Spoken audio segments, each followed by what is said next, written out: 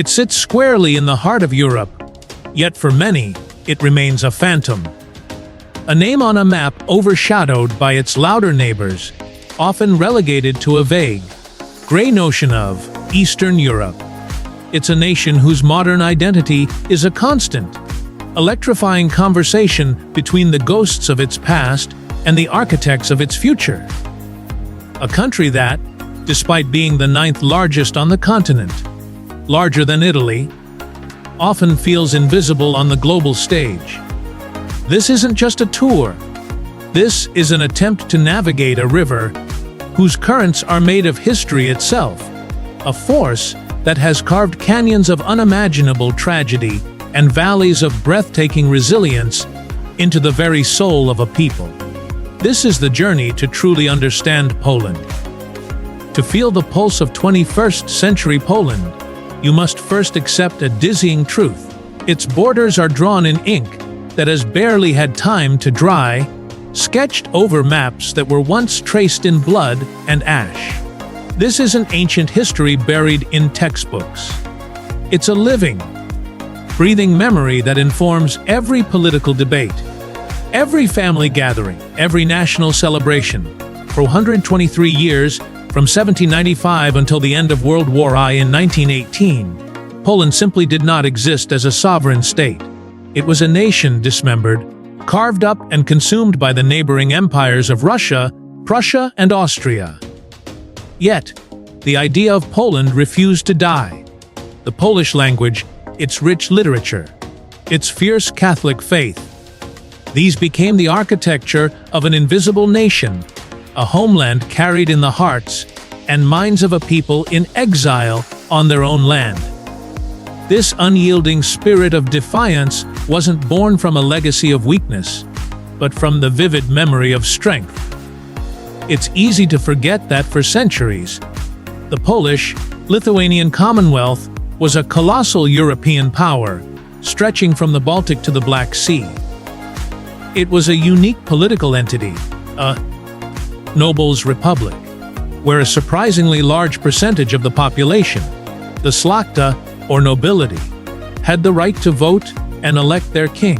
In an age of absolute monarchies and brutal religious wars tearing Europe apart, the Commonwealth was a rare bastion of relative tolerance, a multicultural mosaic of Poles, Lithuanians, Germans, Jews, and Ukrainians. The memory of this golden liberty, this era of greatness and influence, is what fueled the desperate hope and countless failed uprisings during the long, dark night of partition. And then came the 20th century, a crucible that would test that spirit to its absolute limit and beyond. World War II didn't just scar Poland, it anatomized it. The country became the epicenter of the Holocaust, the site of Nazi Germany's most horrific death camps. Its capital city, Warsaw, once celebrated as the Paris of the East, for its elegance and culture, was sentenced to death. After the heroic, heartbreaking Warsaw Uprising of 1944, a 63-day battle fought by a vastly outgunned resistance army, while Soviet forces waited and watched from across the river. The city was systematically dynamited, block by block, until over 85% of it was rubble. This wasn't a casualty of war, it was a methodical execution of a city. Yet, after the war, the people of Warsaw returned to the wasteland. In one of the most astonishing feats of collective will in modern history, they began to rebuild. Armed with old photographs, pre-war paintings by artists like Canaletto, and salvaged blueprints, they resurrected their old town with painstaking detail, brick by historic brick. That resurrected city, now a UNESCO World Heritage Site, is not a replica. It is the single greatest and most beautiful monument to the indestructible Polish will to endure.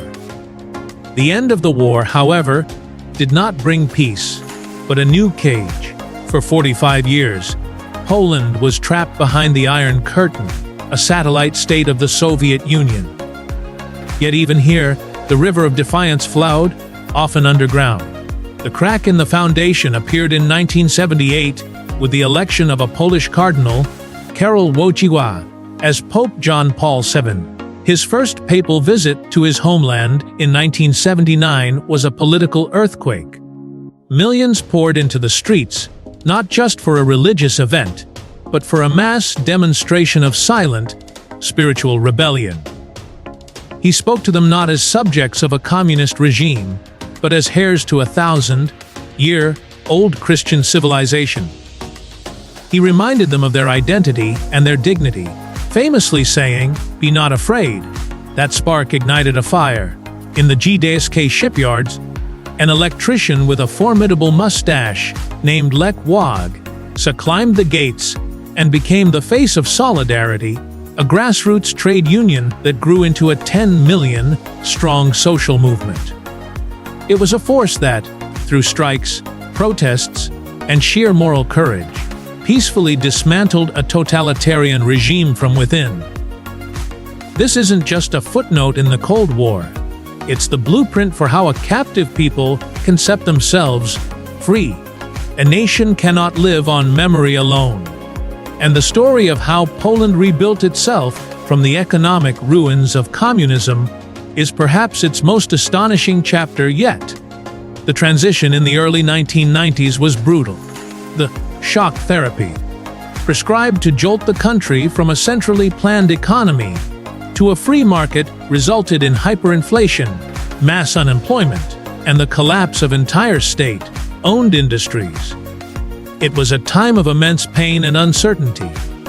But Poland persevered. While other European giants stumbled and fell during the 2008 global financial crisis, Poland stood alone, a solitary island of green on a map of red.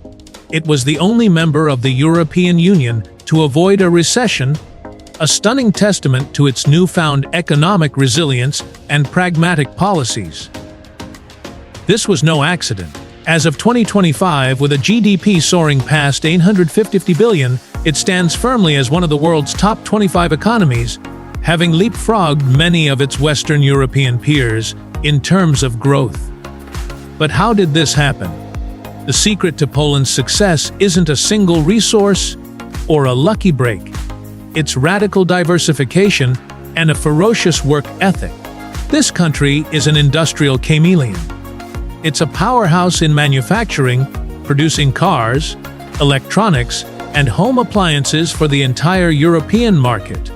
Its fertile plains, meanwhile, make it an agricultural giant, exporting apples, dairy, and meat to the world. And then there's the transformation that is defining its future.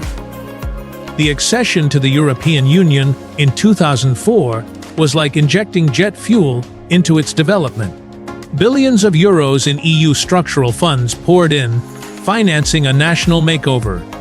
Gleaming new highways crisscrossing the country, state-of-the-art railway lines, modern stadiums, and meticulously restored city centers. This investment laid the groundwork for the true engine of its 21st century economy, technology, and innovation. Cities like Warsaw, Kraków, and Rock all have exploded into vibrant tech ecosystems, buzzing with startups, R&D centers for global giants, and a thriving AI research community. This is fueled by a highly educated, multilingual, and ambitious young workforce graduating from a strong system of technical universities. This is the country that gave the world The Witcher and Cyberpunk 2077.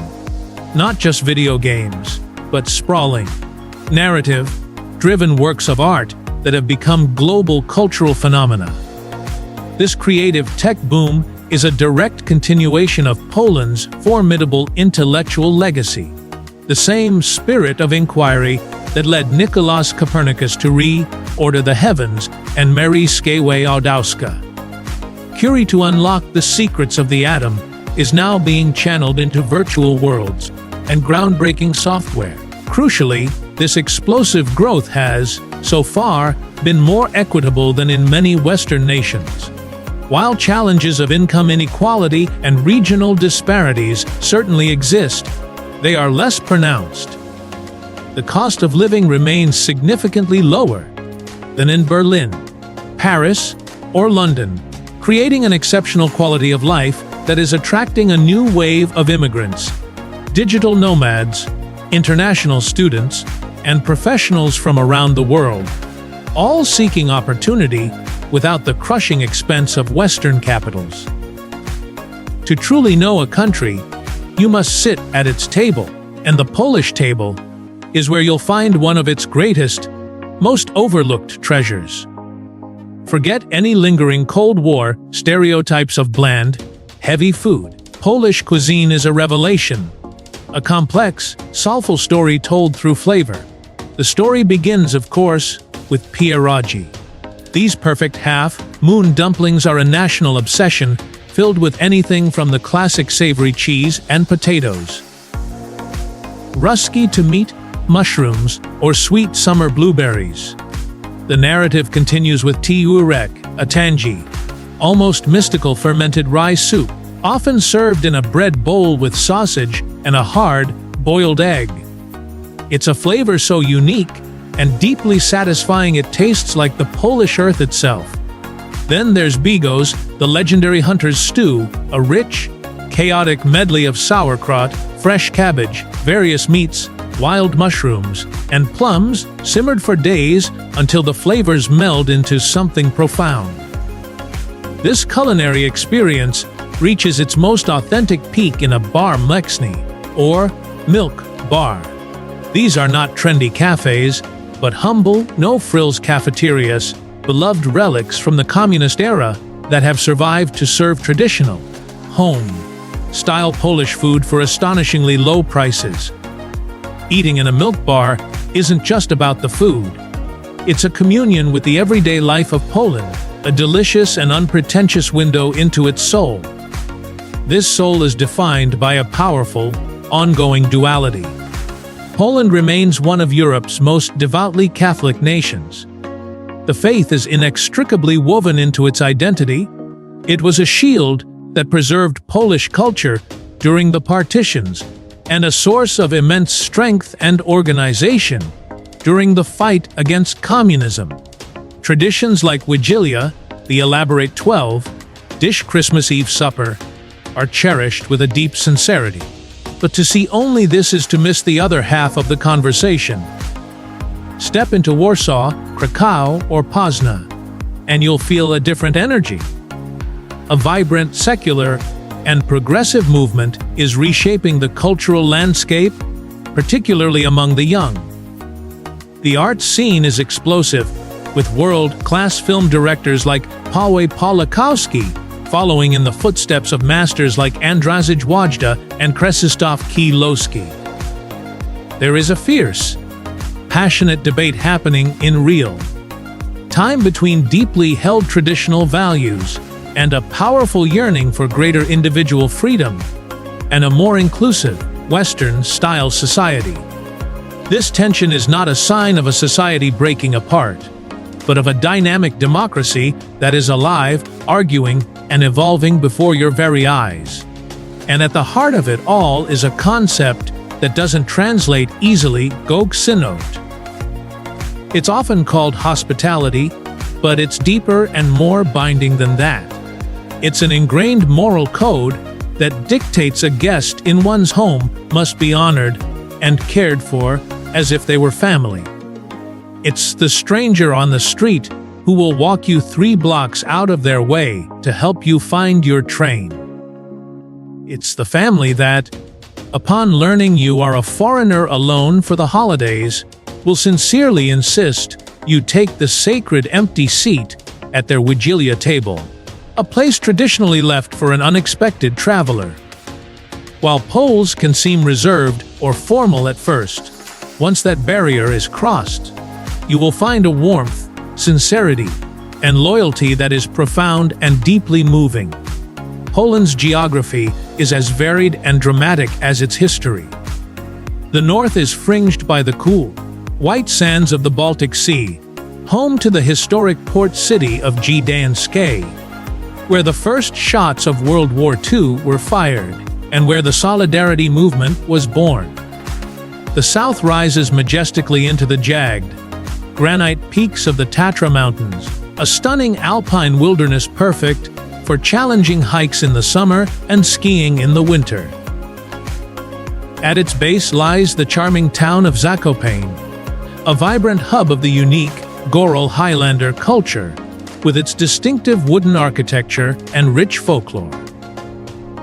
In between lies the Masurian Lake District, the land of 1,000 lakes, a tranquil green and blue labyrinth of over 2,000 interconnected lakes, a paradise for sailing, kayaking, and escaping the modern world. But some of Poland's most powerful landscapes are those sculpted by the interplay of human hands and deep time. Near Kraków lies the Wieliczka salt mine, a subterranean world that feels like something out of Tolkien. For centuries, miners carved not just salt, but an entire city beneath the earth.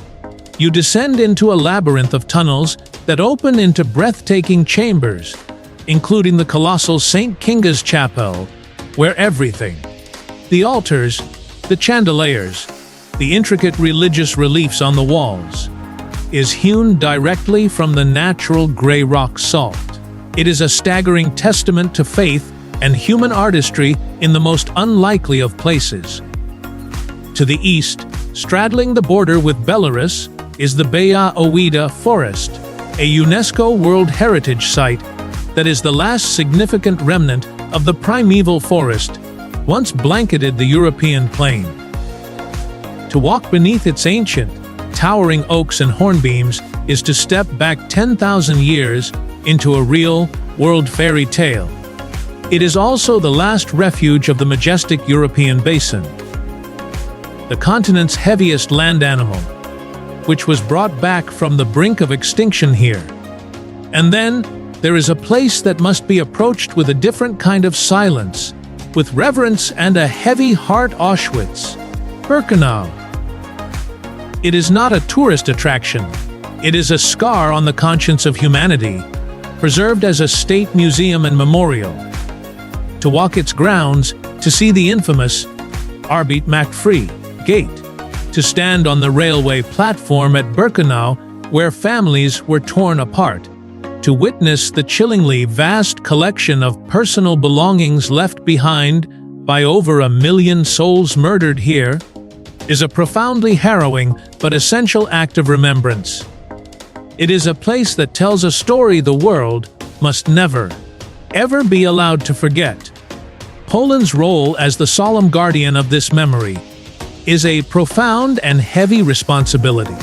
To visit Poland without understanding the gravity of this site is to have only read half the story. So, should you go to Poland? If you are looking for a simple, sun-drenched holiday with no challenges, perhaps there are easier choices. The Polish language is a formidable fortress for English speakers. A beautiful cascade of consonants and complex grammar that few outsiders will ever master. The winters are long and can be unforgivingly gray.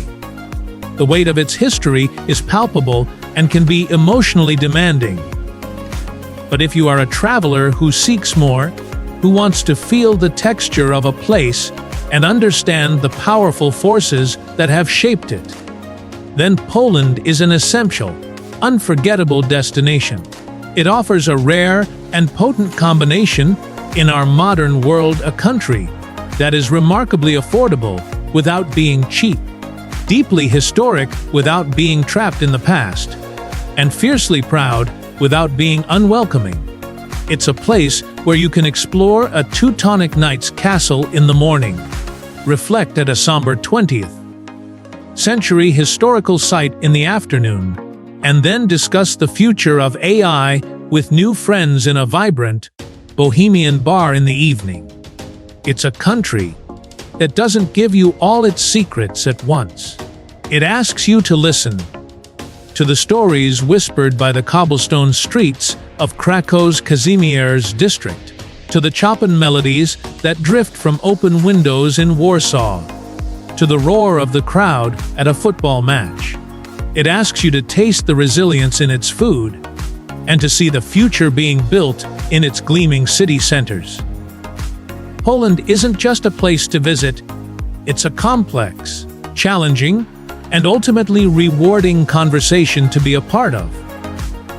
It's the living, breathing, and evolving heart of a continent, and it is waiting to share its incredible story with you. Poland is not a paradox to be solved, but a story to be experienced. It's a vivid lesson that a nation's identity is not defined by its periods of victimhood, but by its countless moments of defiance, creativity, and unwavering hope. It reminds us, powerfully, that the most profound beauty often grows from the deepest scars. What part of Poland's intricate story surprised you the most? Share your thoughts or questions in the comments below. I'd love to continue this conversation with you. If this journey has offered you a new perspective on a country you thought you knew, consider sharing it with a fellow traveler who also appreciates going beyond the surface. And to join more deep dives into the world's most fascinating and misunderstood places, make sure to subscribe. Thank you for watching, and see you on the next exploration.